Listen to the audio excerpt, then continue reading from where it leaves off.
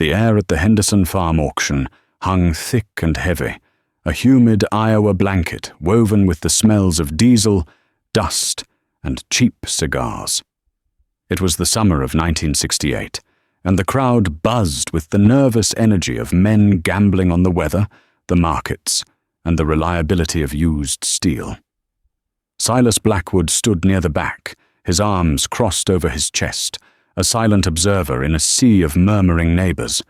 His hands, calloused and permanently etched with the black lines of grease, were still. He wasn't here to buy, not really.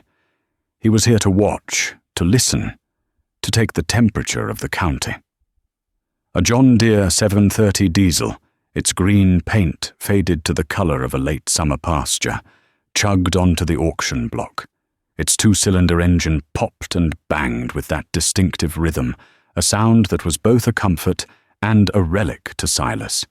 He owned its slightly older brother, a 720, and knew every bolt and gasket on it by heart. "All right, boys, what do we bid for this fine piece of deer iron?" The auctioneer, a fast-talking man named Henderson himself, bellowed into the microphone.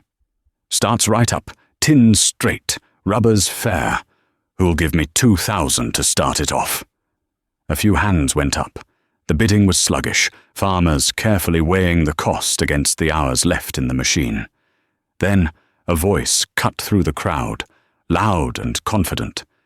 2,500! Every head turned. Frank Miller stood near the front, leaning against the fender of his nearly new Ford pickup. He wasn't even looking at the tractor. He was looking at the crowd, a smirk playing on his lips. Frank was young, ambitious, and carried the swagger of a man who'd never known a lean year. He'd taken over his father's farm 2 years prior, and had immediately done what no one else in Redemption County had dared.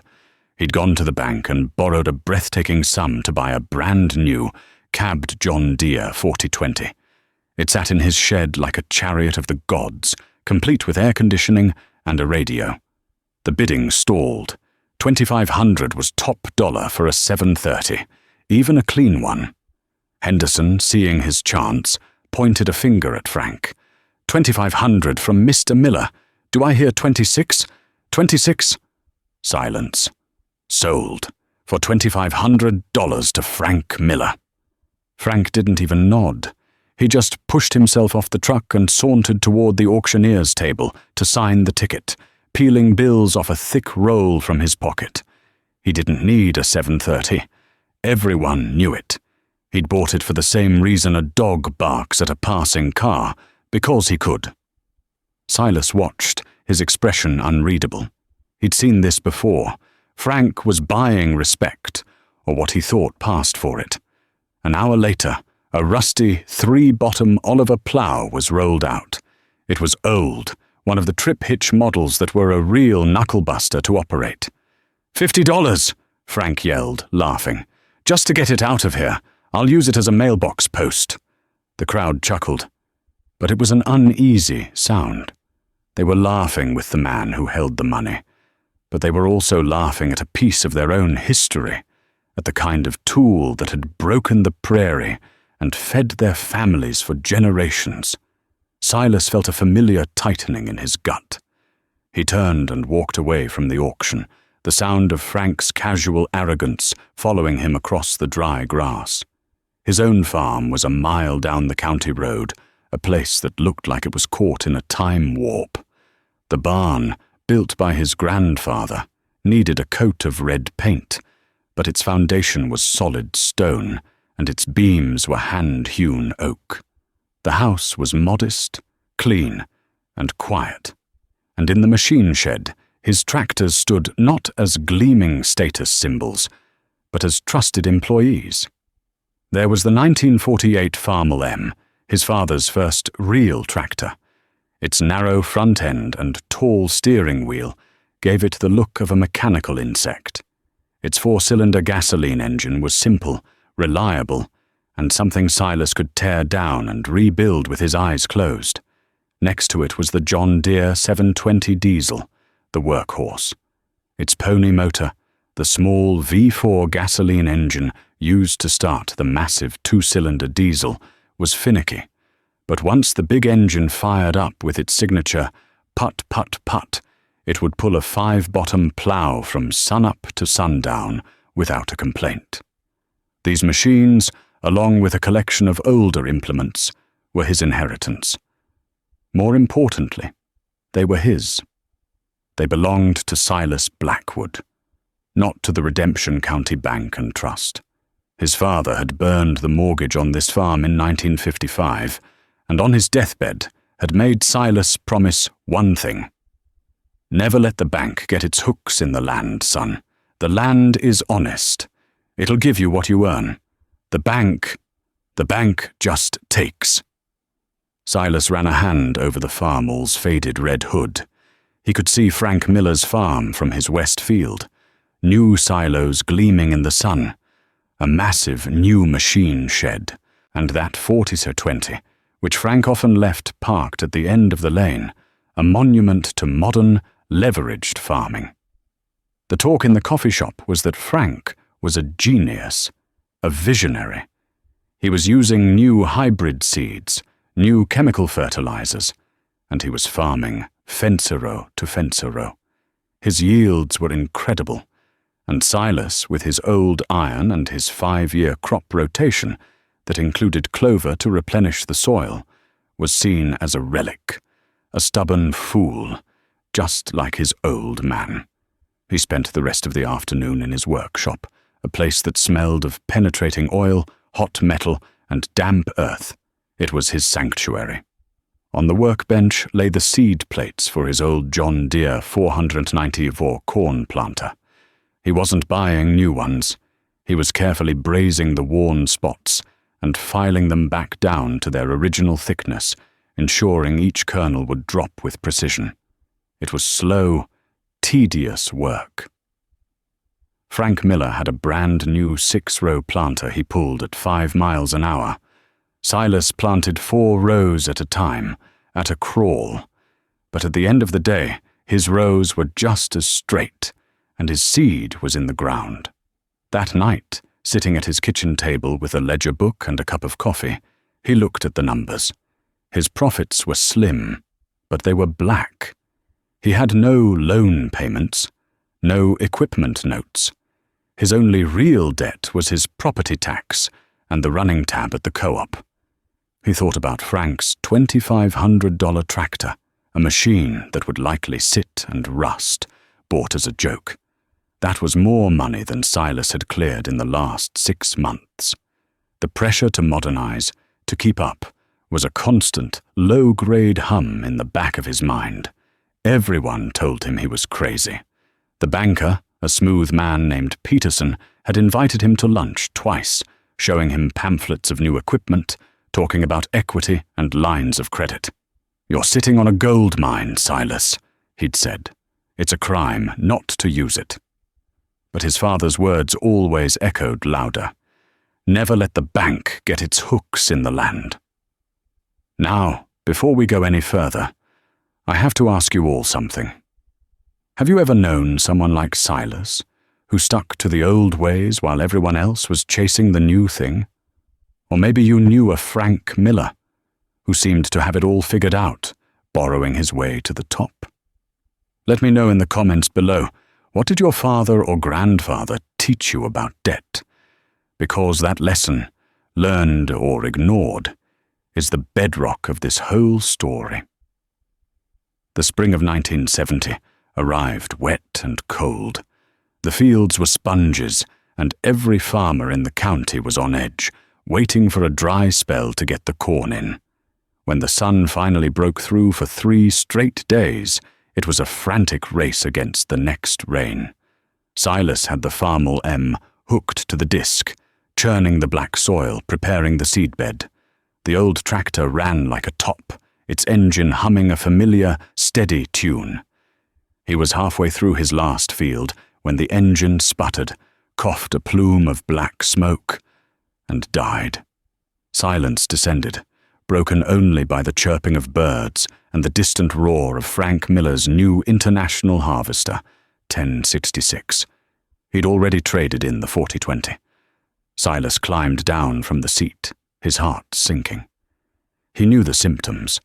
He pulled a wrench from the toolbox, bolted to the fender, and tapped the magneto. Nothing. He pulled a spark plug wire, held it near the block, and cranked the engine. No spark. It was the magneto, all right. The heart of the ignition system, and the most finicky part on an old tractor. He spent the rest of the day in the field, his knuckles getting scraped and bloody as he worked to pull the magneto off. It was greasy, awkward work. By the time he got it back to his workshop, his hands were shaking with frustration. He carefully disassembled it on his clean workbench. The impulse coupling seemed okay, but when he opened up the housing, he saw the problem. The points were pitted and burned, and the condenser wire was frayed, its insulation cracked and brittle from decades of heat and vibration. He didn't have a spare. The next morning, he drove his old Chevy pickup 40 miles to a dusty, forgotten parts dealership in a neighboring county, a place run by an old man named Gus, who specialized in obsolete tractors. Gus peered at the condenser through his thick glasses. "Yep, that's from a Wyco magneto," he grumbled, wiping his hands on an oily rag. "They don't make 'em like this anymore. Let me see what I got in the back." Silas waited for an hour, surrounded by shelves of forgotten iron, the ghosts of 100 different farms. Gus finally emerged, covered in cobwebs, holding a small, dusty box. "You're in luck, Blackwood. Found one. Last one I got." It cost him $7. $7 and a whole day of lost planting time. As he drove home, the sky to the west was already turning the color of a bruise. The rain was coming, and sure enough, just as he was timing the newly rebuilt magneto back on the farmel, the first fat drops began to fall. It rained for 4 straight days. During that miserable, wet week, the talk at the co-op was merciless. Heard Silas's museum piece broke down in the middle of the field, one farmer said, stirring sugar into his coffee. "Should have junked that thing years ago," another chimed in. "Frank Miller was done planting in 2 days. 2 days. Said that new IH pulls a 12-row planter like it's not even back there." Frank himself held court by the counter, looking rested and smug. He saw Silas walk in, dripping wet, to buy a bag of bolts. "Having some trouble with that antique, Si?" Frank called out, a wide grin on his face. "You know, for a small fee, I could come over with my 1066 and have that field of yours planted in about an hour. Might even be able to pull that old farmall out of the mud while I'm at it." The men around him laughed. Silas just nodded, paid for his bolts, and walked out into the rain. The scorn stung more than he let on. It wasn't just about the tractor. They were mocking his way of life, his father's memory, his belief in self-reliance. They saw his caution as cowardice, his thriftiness as failure. That year, because of the late start, his corn came up unevenly. His yield was down 20 bushels to the acre.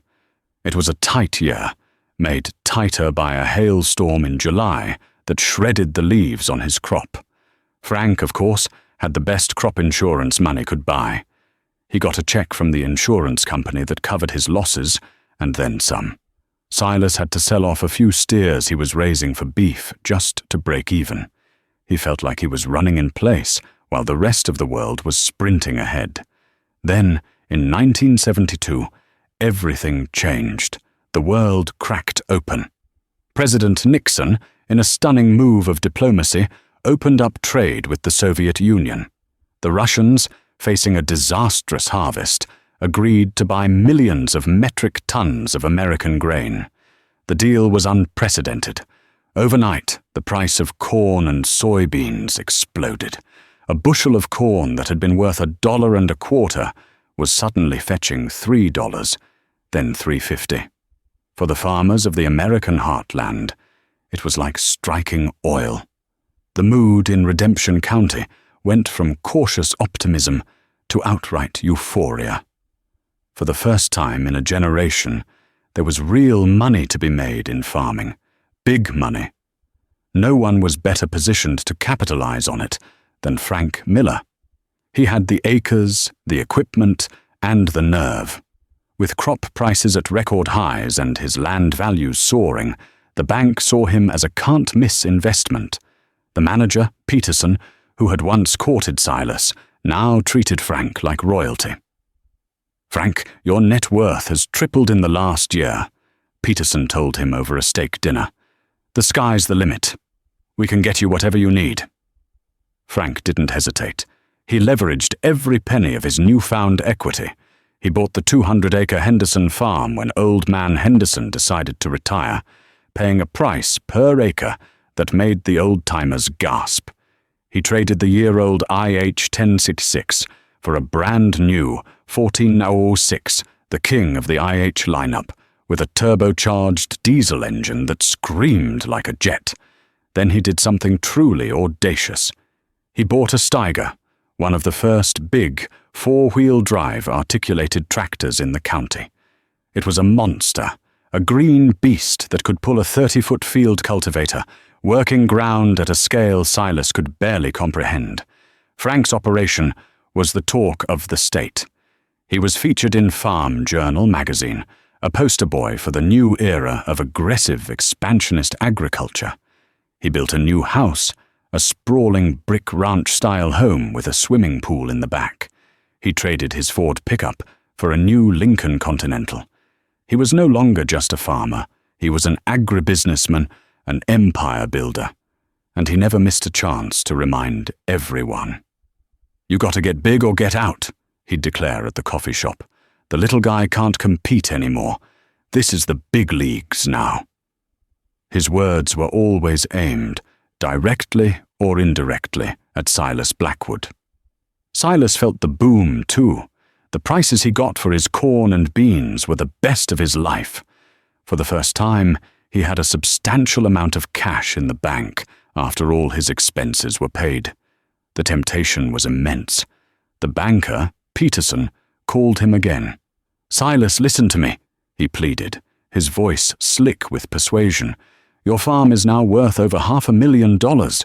It's just sitting there. You're earning nothing on that equity. We could set you up with a line of credit, get you one of those new Case Agri-Kings, expand your operation.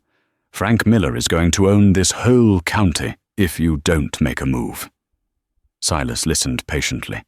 He looked out his window at the farm his grandfather had built with mules and his father had paid for with a Farmall M. He heard his father's voice, a low rumble in his memory. "The land gives and the bank takes." "Thanks for the offer, Mr. Peterson," Silas said, his voice calm and steady. "But I think I'll stand pat for now." He hung up the phone. He took his profits and did the most sensible, and in the eyes of his neighbors, the most foolish things imaginable. He paid his property taxes a year in advance. He went to the co-op and paid cash for all his seed, fertilizer, and fuel for the following spring, locking in the current prices. He bought his wife a new Frigidaire refrigerator, the first new appliance they'd had in 15 years. He took the John Deere 720 into town and had 4 brand-new, fluid-filled Firestone tires put on it, a staggering expense, but one he paid for with a check that didn't bounce. The rest of the money, a sum that was still larger than any he had ever seen, he deposited into a simple passbook savings account at the Redemption County Bank and Trust, where it would earn a paltry 5.225% interest. To men like Frank Miller, who were borrowing money at 8% and claiming they were making 20% on it, this was insanity. It was like burying gold in the backyard. Silas was seen as a man hopelessly stuck in the past, a farmer who had been handed a golden ticket and was too scared to cash it. One crisp afternoon in the fall of 1974, Silas was at the co-op, waiting for a hydraulic hose to be made for his old Oliver plough. The small black-and-white television behind the counter was on, tuned to the national news. A stern-looking man was talking about the economy. He mentioned inflation, the price of oil, and the Federal Reserve. He said the Fed chairman was worried about the economy overheating. Frank Miller came in, clapping the manager on the back. He was there with Peterson, the banker, to sign yet another set of loan documents. He was buying another 80 acres. Just a formality, Frank said with a booming laugh, scrawling his name on the paper. Got to ride the wave while it's high, right? Peterson smiled. The wave is only going up, Frank. Land's not going down. Silas took his new hydraulic hose and paid the clerk with a crumpled $10 bill from his wallet. On the television, the news anchor mentioned a name that meant nothing to most people in the room. Paul Volcker. He was a governor on the Federal Reserve Board, and he was talking about the need for monetary discipline. Frank and Peterson laughed as they shook hands on their new deal. Silas looked from the television screen to the loan papers in Frank's hand, then back again. He didn't know anything about high finance or monetary policy, but he knew the look of a sky that was too calm before a storm. He knew the feeling of the air just before a tornado. And as he walked out into the bright autumn sunshine, a cold knot tightened in the pit of his stomach. A different kind of storm was brewing, one that couldn't be seen on any weather radar, and he had a terrible feeling that Frank Miller, for all his success, was standing right in the middle of the floodplain. The good years, the ones they would later call the glory years with a kind of bitter irony, lasted until the fall of 1978. The grain prices softened, coming down from their stratospheric highs, but they remained strong enough to keep the machinery dealers busy and the bankers smiling. But other costs, insidious and relentless, began to creep upwards. The price of diesel fuel, once an afterthought, doubled, then nearly tripled. The cost of nitrogen fertilizer, tied directly to natural gas prices, followed suit. The profit margins, once as wide as a cornfield, began to shrink to the width of a barbed wire fence. The first real sign of trouble, however, came not from a ledger book, but from the sky. The summer of '79 was a scorcher. The rain simply stopped. Day after day, a merciless sun beat down from a hazy metallic sky. The corn, which had been knee-high by the 4th of July, stalled. Its broad green leaves began to curl inward during the heat of the day, a desperate attempt to conserve moisture. They called it pineappling, and it was the look of a crop in distress. Silas watched his fields with a familiar ache of anxiety. He cultivated his rows with the old Farmall M, breaking the crust on the soil to preserve what little moisture was left, a technique his father had sworn by. His corn suffered, there was no doubt. But his 5-year rotation, with its years of clover and alfalfa, had built up a deep reserve of organic matter in the soil. His fields held water like a sponge, giving his crop a fighting chance. Frank Miller's fields, farmed fence row to fence row and pushed hard with chemicals year after year, had no such resilience. The soil was compacted, its structure broken down, the ground baked hard as brick, and great cracks appeared between the rows of withering corn. Frank's massive Steiger sat idle. There was no work for it to do. The only machine he ran was the pivot irrigation system he'd installed on one of his newly acquired farms, a massive steel contraption that drew water from a deep well. But the well couldn't keep up, and the diesel engine that powered the pump drank fuel at a terrifying rate. One sweltering afternoon in August, the crisis took the form of a sound. A high-pitched, metallic scream, followed by a gut-wrenching bang, echoed across the still air from the direction of Frank's farm. Silas, who was greasing the bearings on his combine, looked up. An hour later, a flatbed truck from the dealership in the next county rumbled past Silas's farm, carrying Frank's enormous International Harvester 1466. The big tractor's engine was silent, and a dark stain of oil coated its right side. The talk at the co-op the next morning was hushed. The turbocharger on the 1466 had seized up and grenaded, sending shrapnel through the engine block. It was a catastrophic failure. The dealer told Frank the repair would involve a complete engine rebuild, if they could even get the parts. The bill would be north of $10,000. For a fraction of that price, Silas could have bought another Farmall M. Frank, his face pale and drawn, tried to maintain his usual bravado. "Just an excuse to trade up," he announced to the coffee drinkers, though his voice lacked its usual conviction. "Probably get one of those new 2+2s. But there was no trade. The dealer wanted cash for the repair, and the bank, for the first time, hesitated. Peterson, the manager, was no longer taking Frank to steak dinners. He was talking about consolidating loans and evaluating assets. The cracks in the empire were beginning to show. The weight of the debt, once a source of power and leverage, was becoming an anchor. Frank had payments to make on 6 machines, 3 farms, and a line of credit that was maxed out.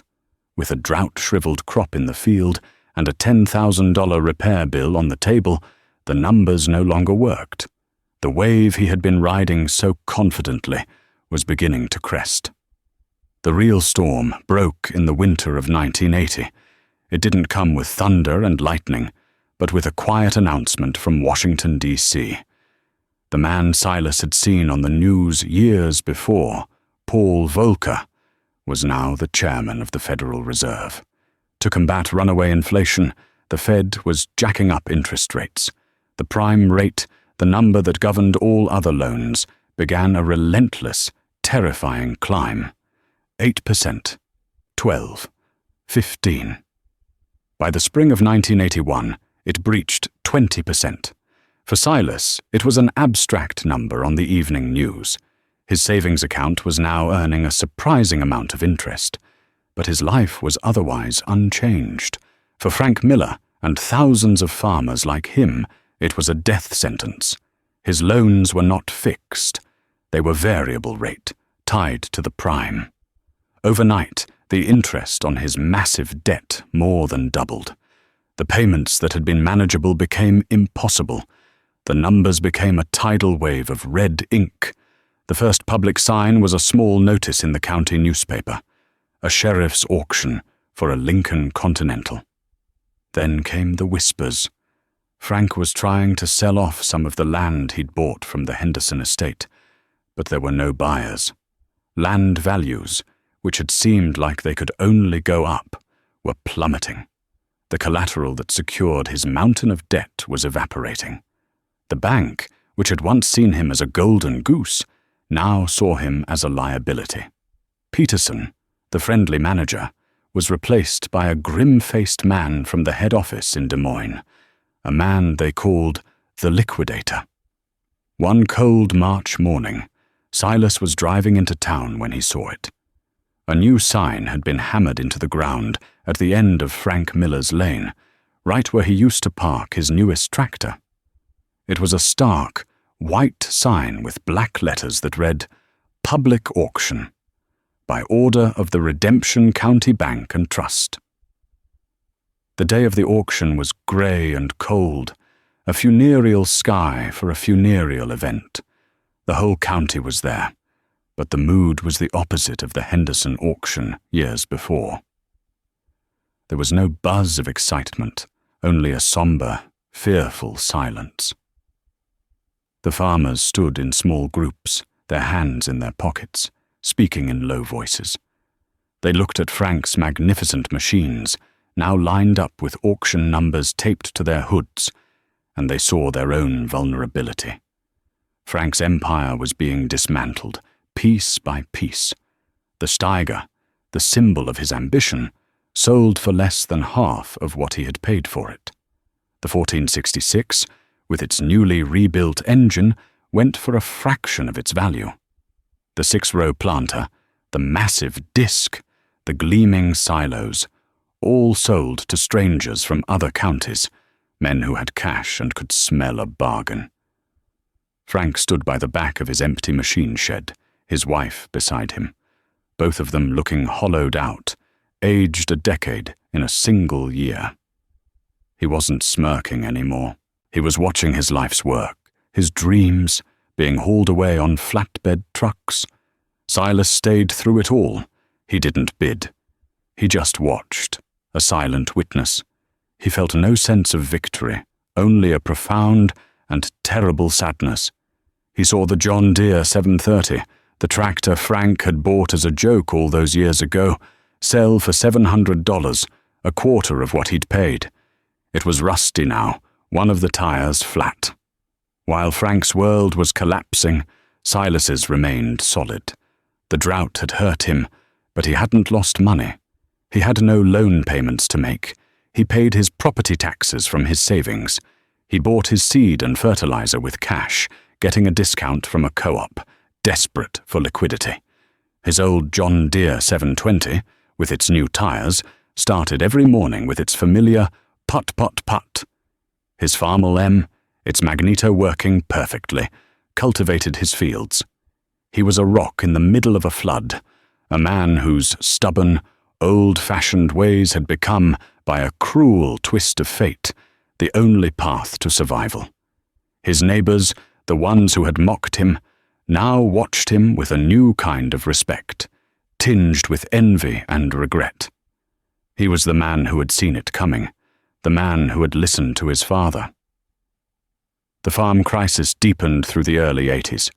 White auction signs became as common as mailboxes along the county roads. The local case dealership, which had sold millions of dollars worth of new equipment during the boom, was now drowning in repossessed machinery. They had acres of tractors, combines, and plows sitting on their lot, all taken back from farmers who could no longer make the payments. To raise cash, they announced a massive liquidation auction, advertising it across 3 states. On the morning of the auction, Silas drove his old Chevy pickup to the dealership. The lot was a sea of red and orange iron. There were dozens of tractors, from small utility models to the huge 4-wheel drive Agri-Kings that had been the pride of the fleet just a few years earlier. The mood was grim. These weren't just machines. They were the remnants of broken dreams. Silas walked the rows slowly, his hands in his pockets. He wasn't looking at the biggest machines. He was looking at the mid-sized ones, the workhorses. He stopped by a Case 911, a solid-looking tractor with a cab and decent rubber. He saw a smaller David Brown, a reliable English-made tractor that Case had sold for a time. He spotted an International 856, a model known for its tough engine. He continued down the line, making mental notes. He saw a well-used but straight John Deere 4010, the predecessor to Frank Miller's first big tractor. And then he saw a little Alice Chalmers D1117, a perfect haying tractor. The dealer, a man named Henderson, no relation to the farmer, saw Silas looking. He was a young man who had taken over from his father, and he had the stressed, haunted look of someone watching his inheritance crumble. He knew Silas by reputation, the old-timer who never bought anything new. "Find something you like, Silas?" Henderson asked, trying to sound cheerful. "Might be able to make you a deal on one today. Financing's tough, but for a man with your record." Silas just nodded. "Might bid on a few things." "Well, good luck," Henderson said with a weak smile, clearly thinking Silas was there to bid on a wagon or a set of old cultivators. When the bidding started, Silas stood near the back, quiet and still. The big 4-wheel drives sold for salvage prices. The newest, biggest combines barely drew a bid. Then they got to the mid-sized tractors. The Case 970 came up. The auctioneer started the bidding at $10,000. He got nothing. He dropped to 8, then 6. Finally, a bidder from out of state got it for $5,000, the value of its tires. The International 856 rolled up next. It was a clean tractor. Who'll give me 5,000 for this fine piece of iron? The auctioneer barked. Silence. 4,000. Silence. 3,000, boys. 3,000 to start it. 3,000. A calm, clear voice said from the back. Every head turned. It was Silas Blackwood. Henderson, the dealer, looked stunned. The auctioneer, surprised, pointed towards Silas. I got 3,000 from Mr. Blackwood. Do I hear 3,500? A man in a greasy cap bid 32. 3,500, Silas said, his voice level, not even raising his hand. The other man shook his head. Sold for $3,500 to Silas Blackwood. A murmur went through the crowd. Before they could process it, the John Deere 4010 was up. The bidding was sluggish. Silas bought it for $4,000. Then came the David Brown. He got it for $2,200. The Alice Chalmers D17? $1,500. He bought a John Deere chisel plough and a 6-row cultivator for scrap prices. By the time he was done, he had bought 5 tractors and 2 implements. The auctioneer's clerk, a young woman with a calculator, tallied up the total. It came to just over $15,000. Silas walked up to the auction trailer. Henderson was standing there, his mouth slightly agape. Silas, he stammered, that's quite a collection you got there. We'll have the financing papers ready for you in just a minute. Silas reached into the breast pocket of his denim jacket. He pulled out a small blue passbook from the Redemption County Bank and Trust. He handed it to the clerk. I'll be paying cash, he said quietly. You can just take it out of this. Then he pulled out his checkbook and wrote a check for the full amount. The silence around the trailer was absolute. The farmers who were standing nearby had heard him. Paying cash for 5 tractors. In the middle of the worst farm crisis since the Great Depression, it was unthinkable. It was a legend being born in real time. The dealer, Henderson, just stared at the check, then at Silas, his eyes wide with a mixture of disbelief and profound respect. Silas Blackwood, the man they thought was a fool, had just proven he was the wisest man in the county. He hadn't just survived the storm. He had come out stronger. He had waited, patiently, and now he owned the tools of his trade, bought for pennies on the dollar, with money he had earned and saved, beholden to no one. In the days that followed, the story spread through the county like wildfire. Silas became a reluctant icon. He didn't gloat. He didn't say, I told you so. He simply went about his business. He hired a local trucker to haul his new old tractors back to his farm, where he parked them in the machine shed next to the old Farmel and the John Deere 720. A week later, Silas heard that the bank was foreclosing on Frank Miller's house and the last 80 acres of his original family farm. The sheriff's sale was to be held on the courthouse steps. On that day, Silas was the only bidder. He bought the farm, the house, the barn, the land his own grandfather had helped Frank's grandfather clear, for the exact amount of the outstanding debt. The next afternoon, he drove his pickup down Frank's old lane. He found Frank loading a few last possessions into a rusted-out station wagon. He looked like a ghost, thin and defeated. Frank, Silas said, getting out of his truck. Frank didn't look at him. Come to watch the show, Si? Come to see how the great Frank Miller ended up? No, Silas said softly. I came to make you a business proposition. He held out a piece of paper. This is a rental agreement. For this house and this farm. The rent is $1 a year. You can farm it however you see fit. You can use the John Deere 730 that's sitting in my shed. I bought it back for you. Frank finally looked up, his eyes filled with tears. He couldn't speak. He just stared at Silas, the man he had mocked and belittled for years. Why? Frank finally choked out. After everything. Why? Silas looked out over the fields, the dark, rich soil that had sustained both their families. "Because this land has been Miller land for 100 years," he said. "It ought to stay that way. And because no man should have to watch his family's history get sold on the courthouse steps. We're neighbors, Frank. That's got to mean something." Life settled into a new rhythm. The 1980s gave way to the 90s. The farm economy slowly healed, but it was a changed world, scarred and wiser. Silas's farm prospered. He used the tractors he'd bought at the auction, keeping them in perfect repair himself. He never borrowed a dime. Frank Miller, humbled and grateful, farmed his 80 acres with the old 730, eventually saving enough to buy it back from Silas for what he'd paid. The two men, once rivals, became quiet friends, often sharing coffee and talking about the weather.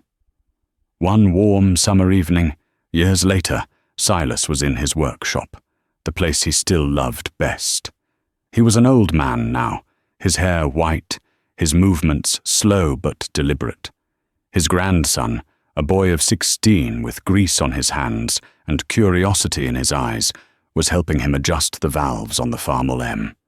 The old tractor was still in service, used for raking hay and other light chores. "Grandpa," the boy asked, wiping his forehead with the back of his hand, "why do we still keep these old tractors? We could afford a new one." Silas stopped turning the wrench. He looked at the boy, then at the sturdy, simple engine in front of them. He thought of his father, of Frank Miller, of the auction, of the long, hard path he had walked. "We keep them," Silas said, his voice a low, gentle rumble, "because they remind us of something important. They remind us that you don't own a machine until the last payment is made. Until then, the bank owns it. And what the bank owns, the bank can take." He placed his calloused hand on the boy's shoulder. "Your great-grandfather taught me that this land is honest. It'll give you what you earn, but it won't give you a penny more. You respect the land, you stay out of debt, and you learn to fix what's broken with your own two hands. That's not just how you run a farm, son. That's how you build a life." The boy nodded, understanding dawning in his eyes. Outside, the sun was setting over the fields of healthy green corn, casting long shadows from the barn his grandfather had built. The air was filled with the scent of freshly cut hay and the promise of a harvest earned, not borrowed. And in the quiet hum of the evening, the legacy of Silas Blackwood, written not in dollars but in wisdom, was safely passed to the next generation.